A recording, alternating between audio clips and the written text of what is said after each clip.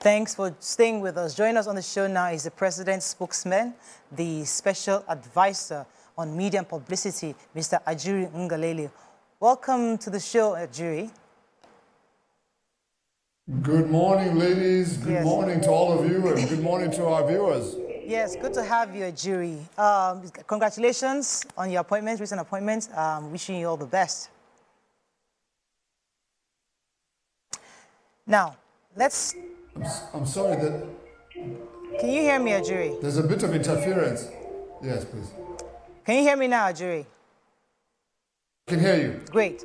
Now, let's start very quickly with the latest news concerning our military troops on standby to Niger Republic. So yesterday, under the leadership of President Bola Ahmed Tinubu, ECOWAS has agreed to have the military on standby to restore constitutional rule in Niger Republic. Now, this appears to be a rather unpopular opinion amongst Nigerians and even citizens across the ECOWAS community.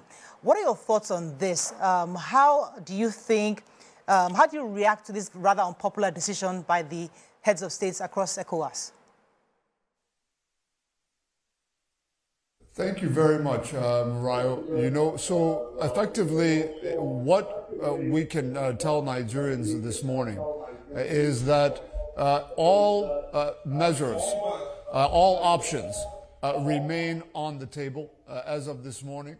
Some of your question was cut out by a bit of interference, but I would say that clearly His Excellency, the chairman of the ECOWAS Authority of Heads of State, and the President of the Federal Republic of Nigeria, His Excellency President Bola Ahmed Tinubu, demonstrated extraordinary leadership yesterday, really galvanizing all of the heads of state across language barriers to come to a unanimous and consensus position on all components of the response of the ECOWAS authority with respect to the crisis in Niger. What we have seen is there has been some attempt on the part of some segments of the media to really kind of run a little bit faster than their legs a bit in reporting that we've seen headlines that ECOWAS has ordered military force against Niger and all sorts of very sensational headlines that we find irresponsible. But this morning we want to clarify and ensure that everyone understands that yes, indeed it is true that the ECOWAS did authorize the committee of ECOWAS defense chiefs or chiefs of defense staff to activate the ECOWAS standby force and all of its ancillaries to ensure that even as all options remain on the table, that those options as they are on the table are fully prepared to go with respect to whatever decision ultimately needs to be made as we wind up this crisis. But also we should emphasize that Mr. President was very, very clear in his remarks that military intervention is a means of last resort. It is not an immediate step. It is not something that we're looking to do in any kind of immediate term. It is a last resort. But to take it off the table in view of what we've seen in Niger with respect to the detention of President Bazoum and his family and members of his government, we believe that that would be irresponsible. So all options still do remain on the table. All right. Great. Okay. So for me, still talking about the Niger junta and the fact that a lot of advice have come in that where we are as a country, where we are financially, where we are with our own in-house insecurity challenges, is it even a move to consider that we will be taking military action, if necessary, against another sovereign nation because we feel that it is necessary as ECOWAS? And so I'd like you to help us get the perspective of the president regarding that economical and insecurity within Nigeria and its impact if we decide to go into a physical military fight with Niger.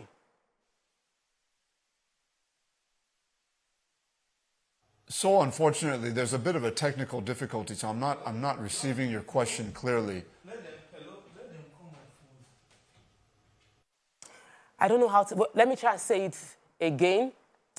We would like to get the president's perspective on how he's responding to the fact that we do have a lot of financial and insecurity challenges within our country, and many Nigerians feel it is not the right time to go into a military offensive with Niger. What is his response to that? Well, thank you very much. I heard you very clearly. Yes. So this is a legitimate concern on the part of our people.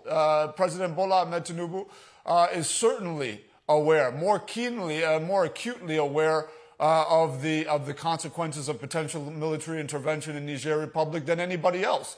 He sees the balance sheets. He knows exactly what's going on in the country. He knows the challenges currently facing our people across increasing energy prices and food prices and other challenges in the country.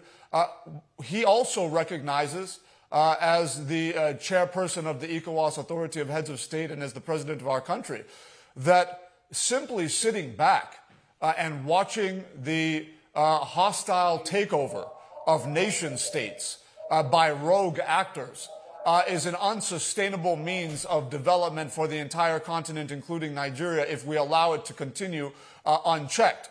Already, I think we have, as a kind of public analysis in the country, there's been a tendency to overlook the fact that already the sub-region has experienced 3 coups over the course of the last 3.5 years.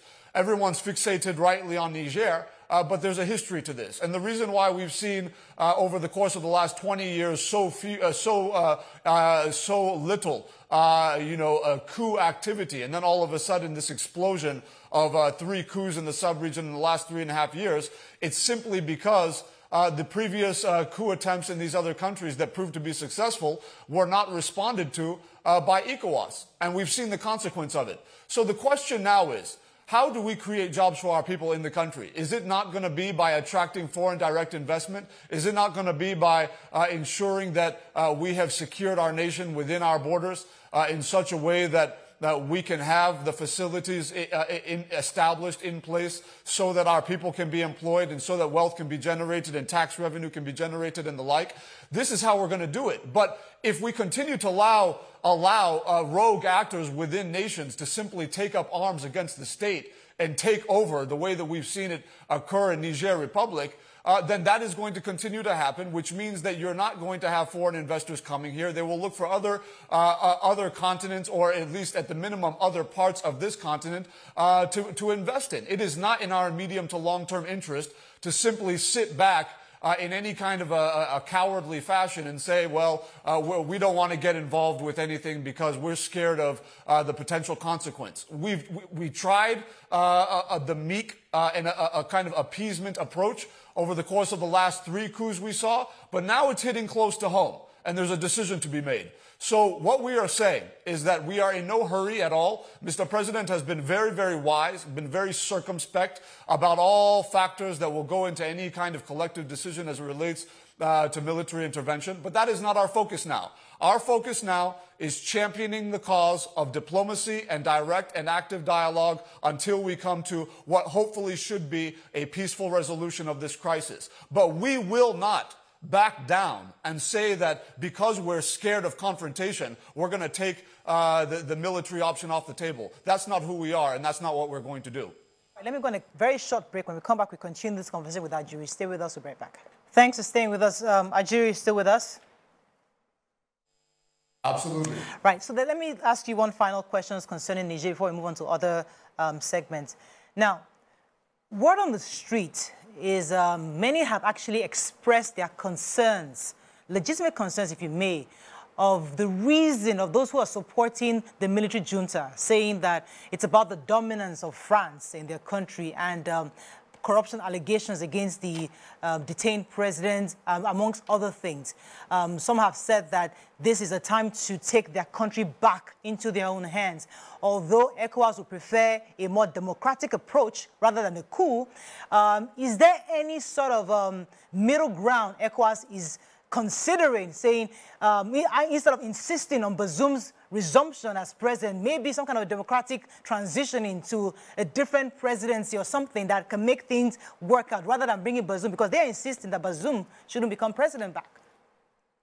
Times when discussing this issue of a homeowner who takes good care of his staff, equips the security, makes sure that everything is in order, and then one night the security guard decides that he's going to hold the homeowner hostage in his own home with his family, essentially, and that he's going to take over the entire, home complex, so to speak.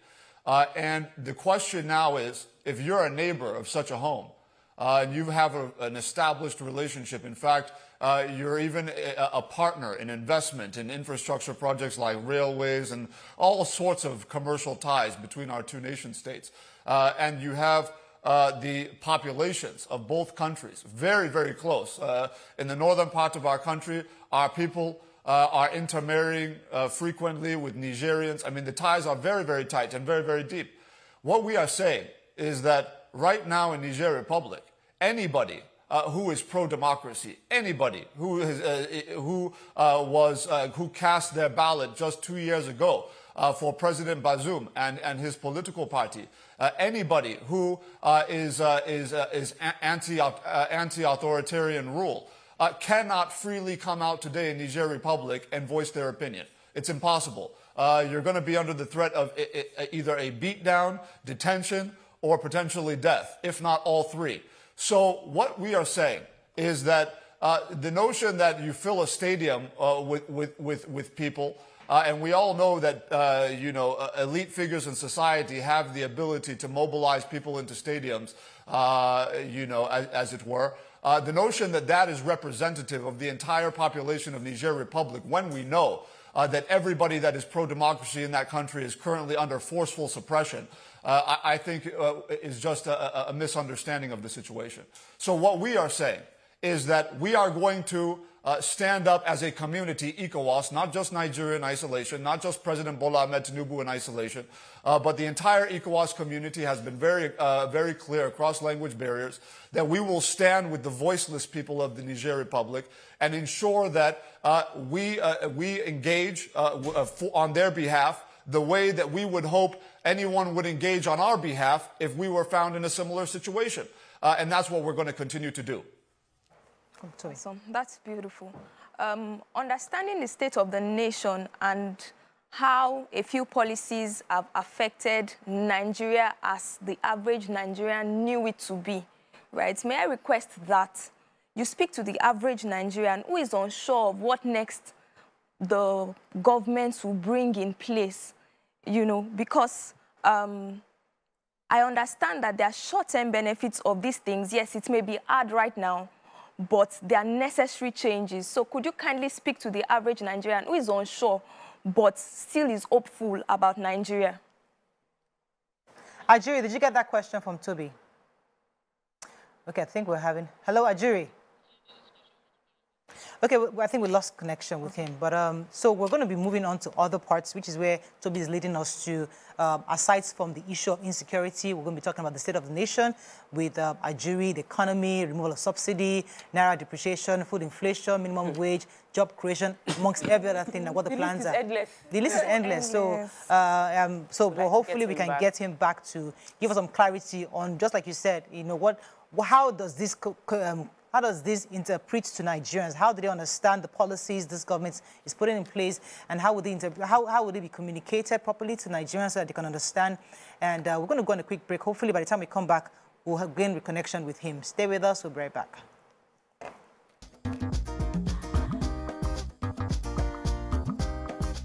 Stay tuned. Your View will be right back.